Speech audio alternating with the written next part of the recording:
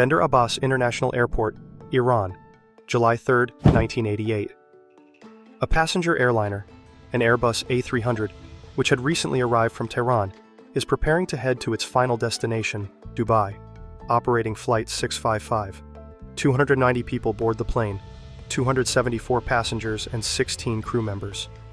The aircraft is to be piloted by 38-year-old Captain Mohsen Rezaian, with 31-year-old co-pilot Kamran Teimouri, and 33-year-old flight engineer Mohammad Reza Amini. In the cabin, 13 flight attendants are working. At 10:17 local time, the crew of Flight 655 receives permission for takeoff, and the Airbus A300 takes off from Bender Abbas Airport, heading towards Dubai.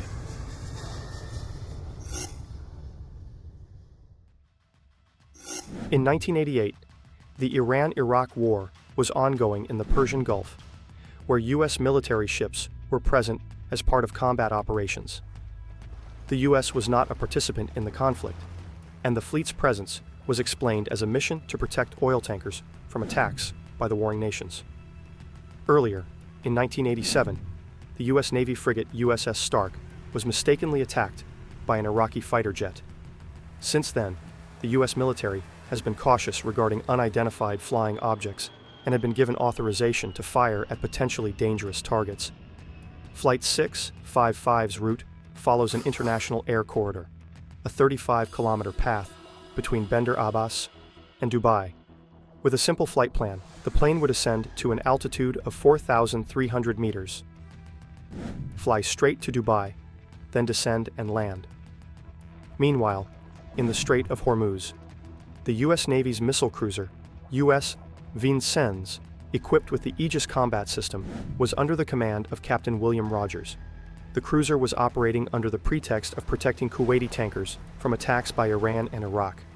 It had been sent to the strait after the USS Samuel B. Roberts frigate was damaged by a mine on April 14th. Additionally, there were concerns that Iran had purchased anti-ship missiles from China, which were copies of the Soviet P-15M missile, raising the need for the U.S. Navy's Aegis-equipped ships.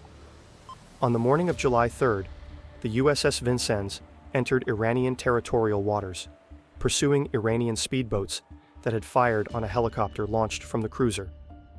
The speedboats were in Iranian territorial waters at the time. Contrary to the expectations of the cruiser's crew, the Iranian airliner continued to fly over the Persian Gulf. After receiving no response to several radio calls, the Vincennes launched a surface-to-air missile at 10:24 a.m., when the unidentified aircraft was 20 kilometers away. The missile hit the Airbus A300, which had taken off from Bender Abbas just 7 minutes earlier, causing it to break apart into at least 2 pieces and crash into the Persian Gulf. All 290 people on board were killed. Only after the missile strike was the plane identified as an Iranian passenger airliner. Initially, the Pentagon reported that the Vincennes had shot down an Iranian F-14 fighter jet. However, this statement was soon retracted, confirming that a civilian airliner had been downed. According to official U.S. government statements, the airliner was mistakenly identified by the Vincennes as an attacking Iranian military aircraft, as Flight 655's flight profile resembled that of an F-14 Tomcat, an aircraft used by the Iranian Air Force. However, an analysis of the Aegis system's data later revealed that the plane was climbing, not descending, for an attack. The plane had taken off from Bender Abbas Airport, which served not only as a commercial airport, but also as a base for Iranian F-14 Tomcats. This was part of the reasoning behind the Vincennes' attempts to contact Flight 655 on military emergency frequencies, but no response was received since the aircraft was not equipped to receive military frequencies. Civilian radio transmissions did not allow for the clear identification of the aircraft, as the speed reported was ground speed, which differed from the plane's instrument speed.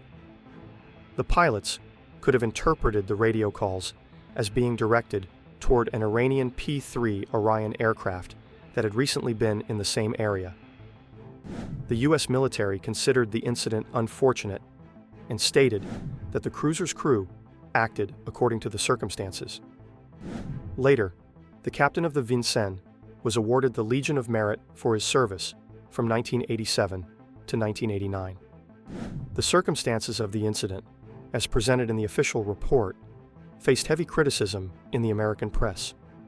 Contrary to the initial U.S. Navy statements, it was later confirmed that the cruiser was in Iranian territorial waters.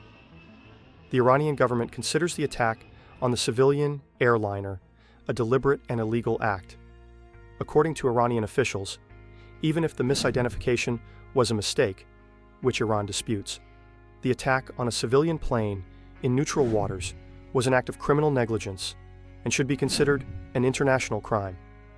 Iran believes that the U.S. was indirectly participating in the undeclared war between Iran and Iraq, supporting Iraq both politically and militarily. The attack on the civilian airliner was viewed by Iran as a deliberate act of aggression intended to pressure the Iranian government into agreeing to a ceasefire in the Iran-Iraq war. During its final flight, Flight 655 was in constant radio contact with various air traffic control centers using standard civilian aviation frequencies. Just seconds before the missile was launched from the USS Vincennes, the airliner's pilots were communicating in English with the Bender Abbas Airport control tower. According to the official investigation, the USS Vincennes did not have radio equipment capable of monitoring civilian aviation frequencies, except for the International Emergency Frequency. After the incident, U.S. military ships operating in the region were equipped with systems allowing them to use civilian frequencies and access commercial flight plans. On May 17, 1989, Iran filed a lawsuit against the U.S. in the International Court of Justice, demanding compensation and the recognition of U.S. responsibility for violating the Convention on International Air Transportation. In February 1996, a settlement was signed between the U.S. and Iran, ending the case. As part of the agreement, the U.S. agreed to pay $131.8 million in compensation, and Iran withdrew further claims against the U.S. related to the disaster. Thank you for watching. Please consider subscribing if you liked the video. See you next time.